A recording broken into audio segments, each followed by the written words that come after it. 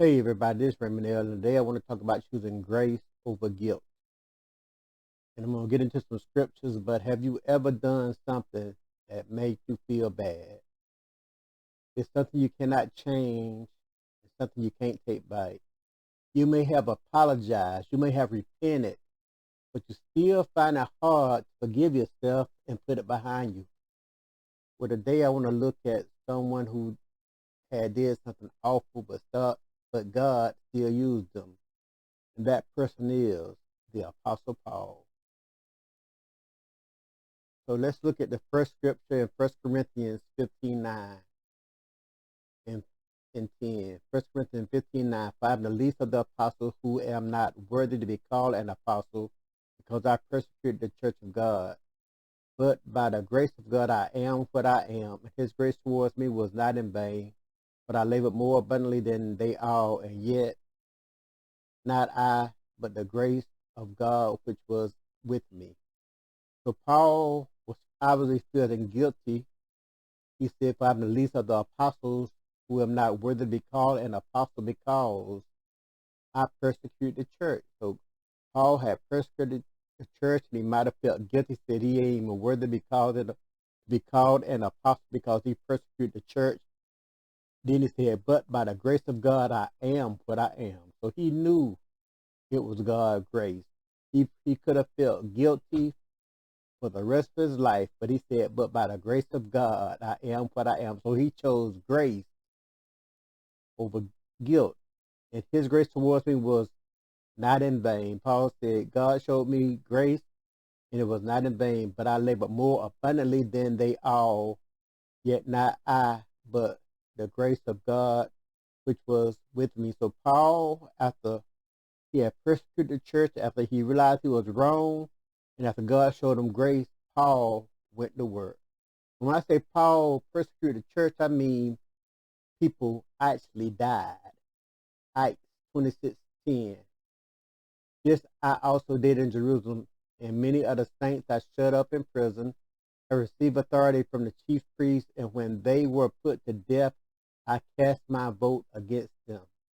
So we're still talking about the Apostle Paul. He might have been called Saul back in this time, but he was still the Apostle Paul. And he said, this I did also in Jerusalem. And many of the saints, so he persecuted the saints in Jerusalem, and many of them was shut up in prison and having received authority from the chief priests. And when they were put to death, I cast my vote against them. So Paul said, kill them. Acts 26:11, and I punished them often in every synagogue and compelled them to blaspheme, and being exceedingly enraged against them, I persecuted them even to foreign cities. So Paul was, punishing them in every synagogue. He was making people blaspheme, trying to get them to deny that Jesus was Lord. And he was just mad. He was enraged, and he persecuted them to foreign cities. In fact, when Paul was called to be a preacher, when back then it was called Saul, but when he was called to preach, he was going out persecuting the church.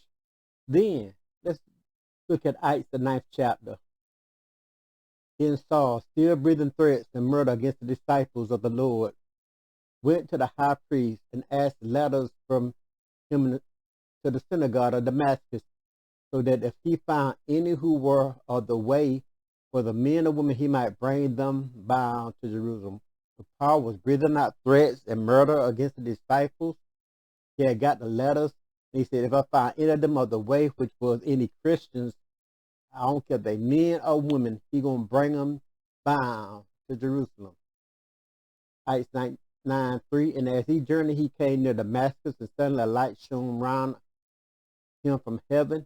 Then he fell to the ground and heard a voice saying to him, Saul, Saul, why are you persecuting me? So Saul was persecuting the church, which was really persecuting Jesus.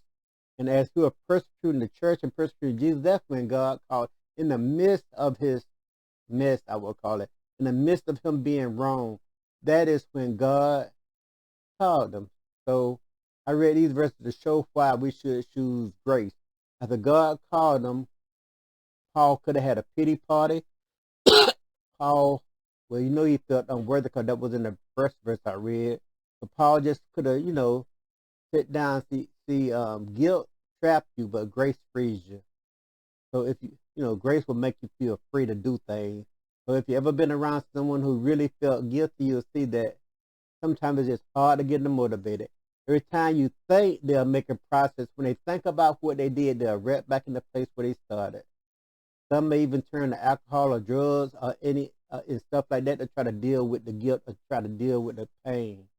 But grace frees us from that. We must choose God's grace because ain't nothing you could do about what you did. Ain't nothing you could do by what you did or what you didn't do. Ain't nothing you could do about that. Sometimes you just gotta accept the fact that you messed up, accept the fact that you did wrong, and ask God for His grace. Because grace frees us from all the guilt and all the pain. Grace grace is like this. Yeah, I'm ashamed of what I did. Yeah, I know I'm guilty and I can't change it, but I'm not going to waste this pain. God forgave me and He wants to use me. Grace don't mean you didn't hurt anybody. Paul had people killed. He cast his vote for people to be killed, but God showed him grace. If he hadn't hurt nobody, he wouldn't need God's grace in the first place. Grace don't mean you don't have to pay for what you did. Grace may be a get out of hell free card, but it may not be a get out of jail free card. But you must be willing to accept God's grace with no strings attached.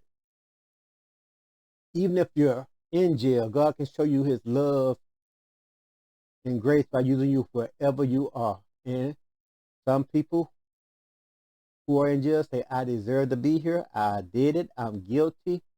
And and I deserve to be here. So I'm just going to make the best out of it. Grace also does not mean that your life will be a cakewalk. It wasn't for Paul. And sometimes when God show you grace, it don't mean that the rest of your life going to be easy. I'm going to read 2 Corinthians 11:24. I'm going to start at that verse and read on down, but this is some of the trials and tribulation Paul went through. So 2 Corinthians 11:24. From the Jews 5 times I received 40 stripes minus 1. So he'll beat 5 times with 39 stripes. 2 Corinthians 11:25. 3 times I was beaten with rods. Once I was stoned. 3 times I was shipwrecked.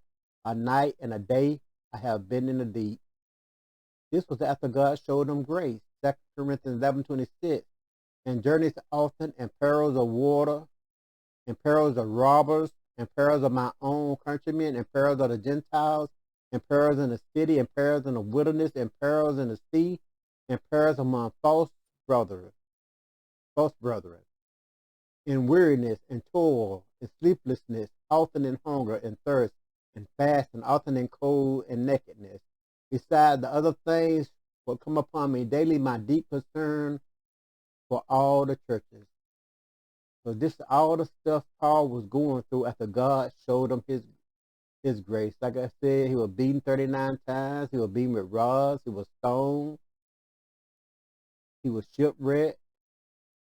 He had been in the deep. He had been left in the water. In journeys, he was in peril. In waters, he was in peril. And robbers in his own countrymen turned on him. The Gentiles was against him.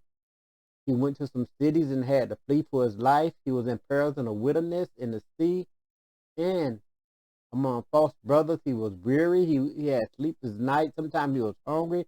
Sometimes he was thirsting. Sometimes he fasted. Sometimes he was cold and naked. And besides all this stuff, his concern was for the church. For all the other stuff that he was going through, he still kept the church in his mind. And some people may say, well, Paul was just reaping what he sowed because he persecuted the church. Now he was going through because of what he did. But Paul was in God's hand, and God had showed him grace. The same grace that God showed him was the same grace that kept him. Let me say that again. The same grace in the beginning that God showed Paul was the same grace that kept Paul in all the trials and tribulations and the beatings and the shipwreck and all the stuff he'd been through. He was able to go through all that stuff because of God's grace. And I'm going to end this on this verse. Excuse me. And it say in 2 Corinthians 12:7. And this is Paul was given, let me just read the verse.